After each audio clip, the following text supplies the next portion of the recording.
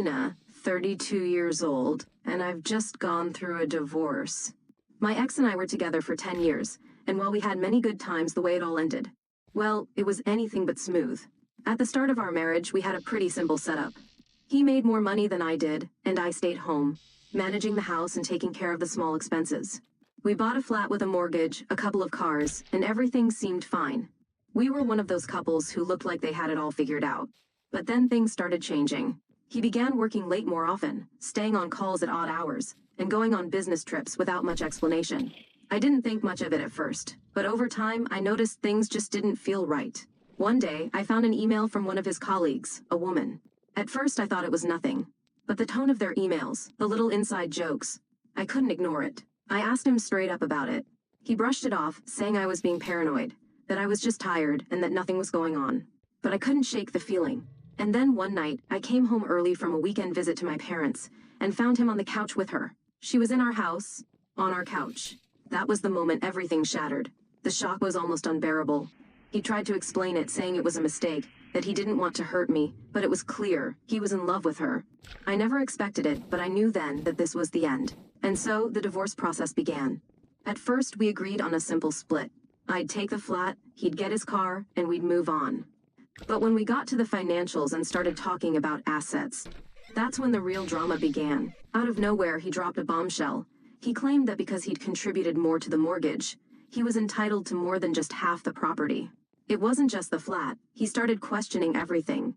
Did I even deserve to keep what I had? I was shocked. I always assumed that because we were a team, the home was ours. He argued that I had stayed at home, not building a career, while he had been the one paying the bills. You haven't earned it, he said. I've been the one doing everything. I was livid. But then, it got worse. He started being sneaky with the finances. He hid extra assets, a second bank account, investments in his name only, something he had never told me about. When I found out, I confronted him. He denied everything, of course, claiming that I was paranoid and trying to sabotage him, but I was determined not to back down. I hired a lawyer, and we began to fight back. But here's where it gets really interesting. The lawyer I hired uncovered something I hadn't expected. He'd been hiding money for years. Not just for himself, but for his girlfriend as well. It turned out that he was planning to buy her an apartment. The discovery was a game changer. He wasn't just trying to rob me of my fair share, he was planning to leave me with nothing. The emotional toll was one thing, but the financial betrayal? That was something I couldn't forgive. After months of back and forth, legal battles, and a lot of sleepless nights, we finally reached a settlement. He didn't get everything he wanted, and I managed to keep the flat. But it wasn't easy. I had to take out a loan from family to buy him out of the mortgage, and I'm still paying it off.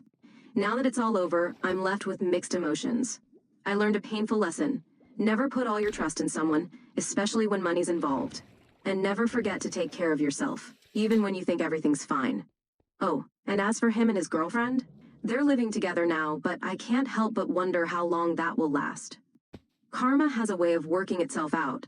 So if you're ever in a situation like this, whether you're facing a divorce or just wondering about your own finances, don't ignore the signs.